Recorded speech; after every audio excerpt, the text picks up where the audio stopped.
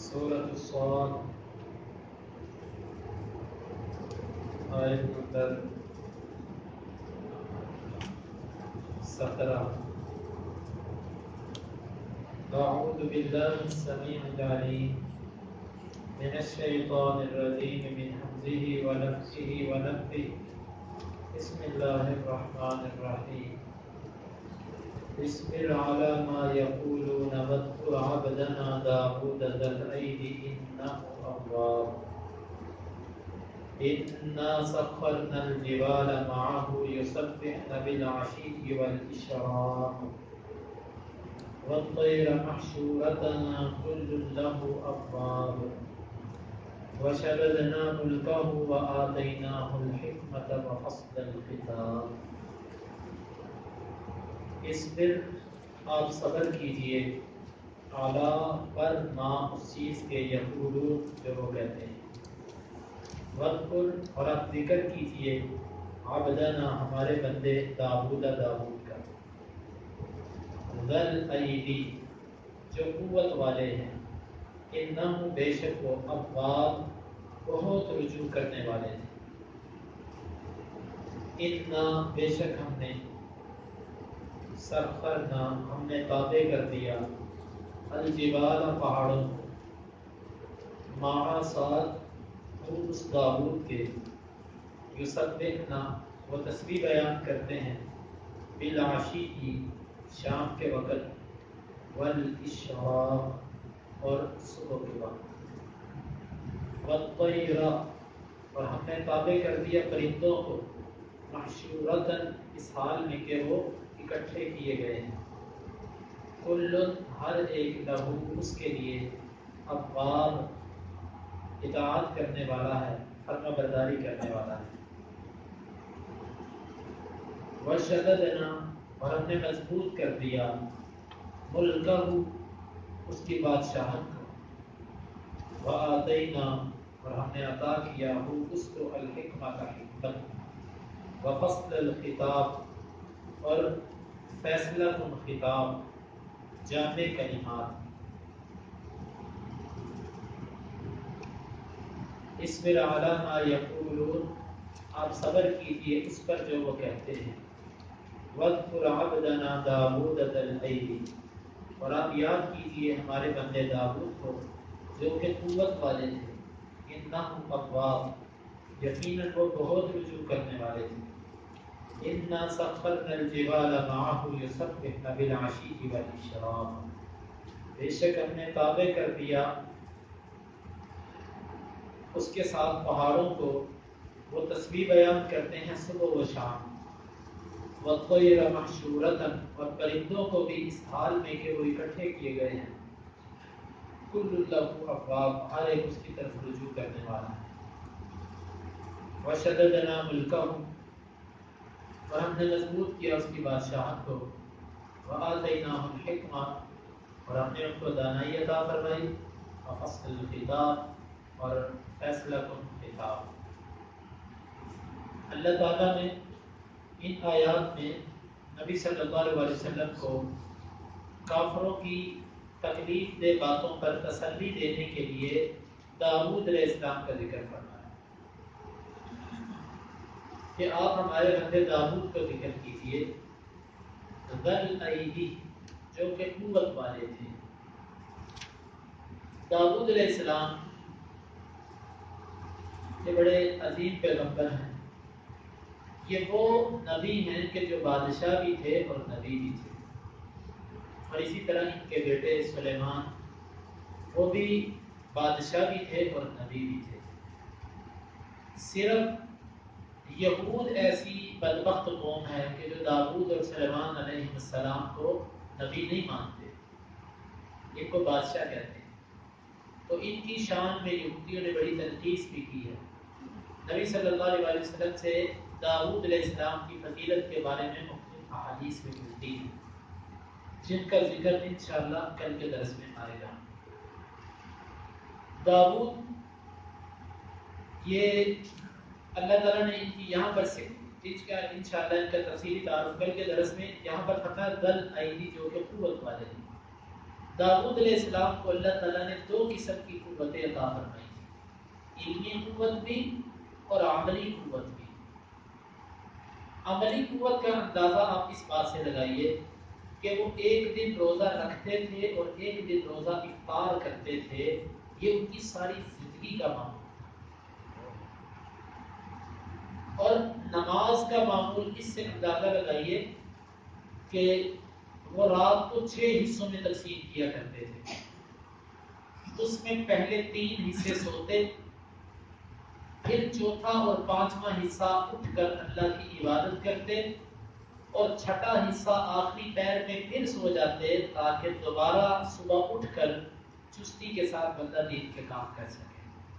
نبی صلی اللہ علیہ وسلم نے فرمایا کہ داؤد علیہ السلام کی عبادت اللہ تعالیٰ کو بڑی پسند ہے۔ اسی طرح ان کے روزوں کے بارے میں بھی کہ یہ اللہ کو پسند ہے کہ رات کو 6 حصے میں تقسیم کریں، مثال کے طور پہ رات 9 گھنٹوں کی ہے تو آپ 1.5 گھنٹہ بنا کے رات کو 6 حصوں میں تقسیم کریں، اس میں پہلے 3 حصے جو تقریباً 4.5 گھنٹے بنتے ہیں یہ بندہ سوئے، اس کے بعد اٹھ کے 3 گھنٹے اللہ کی بات کرے، 3 گھنٹے، اور پھر آخری جو 1.5 گھنٹہ ہے اس میں پھر سو جائے تاکہ صبح فجر کی نماز پڑھنے آئے تو وہ بندہ چست ہو۔ یہ داؤد علیہ السلام کی عبادت کا معمول تھا، اور عبادت کے ساتھ ساتھ اللہ تعالیٰ نے ان کی زبان پر جو ان کو زبور عطا فرمائی تھی وہ اتنی آسان کر دی تھی کہ وہ تھوڑے وقت میں اس کو پڑھ لیا کرتے تھے، اور جب وہ پڑھتے تھے اللہ تعالیٰ نے اتنی خوبصورت اور اتنی سریلی آواز ان کو عطا فرمائی تھی کہ 7 پرندے اور پہاڑ بھی ان کے پڑھا کرتے تھے۔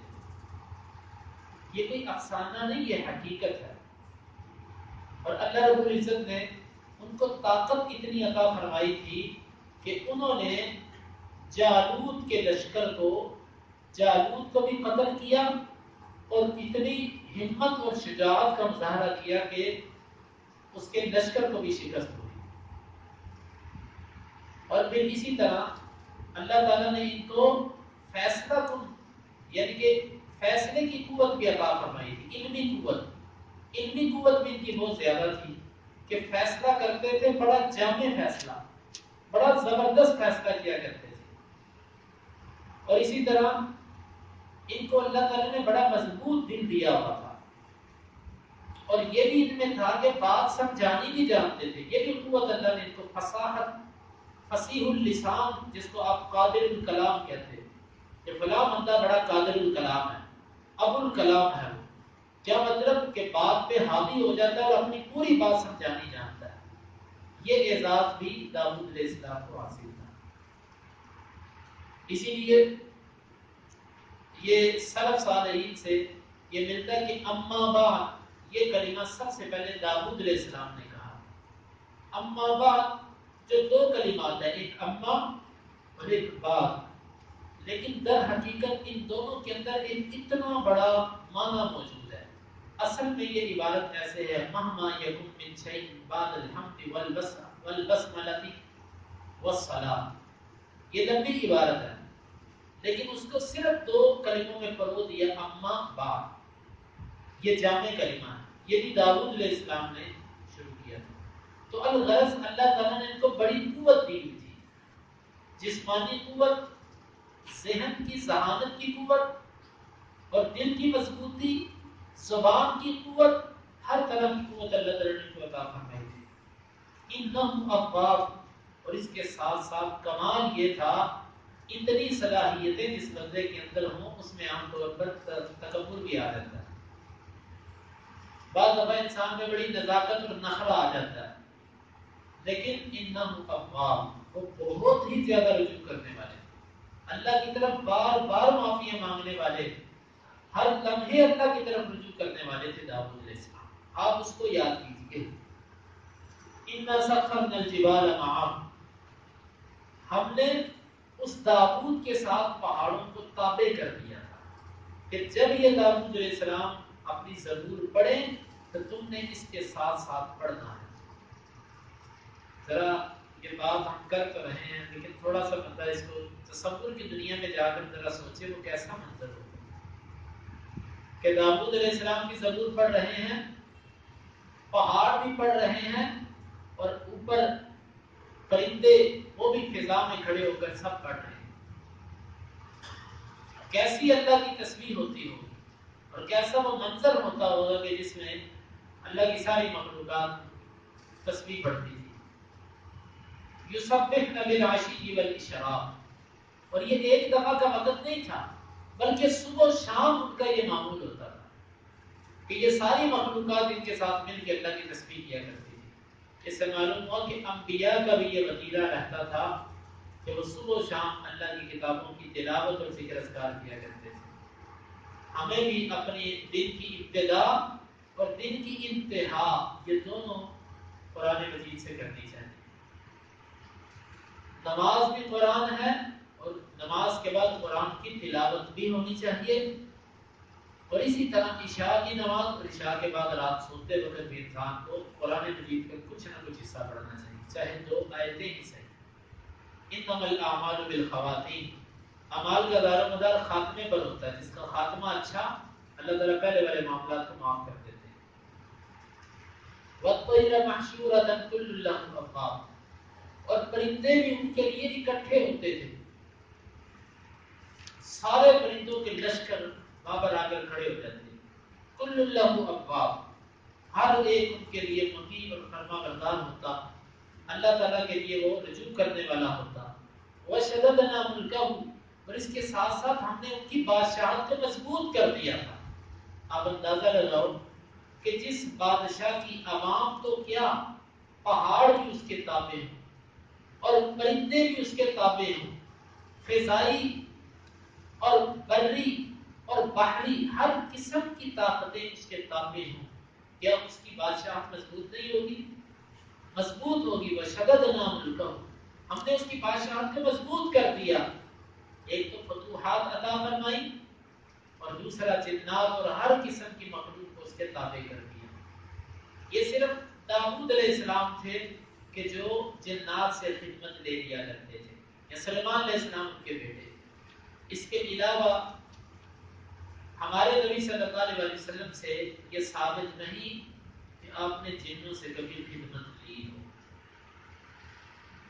اس لیے وہ لوگ کہ جنہوں نے جنوں کو موکل بنایا ہوتا ہے اور جنوں کو وہ قید کر کے اس سے خدمتیں لیتے ہیں، نبی صلی اللہ علیہ وسلم کا یہ طریقہ نہیں ہے۔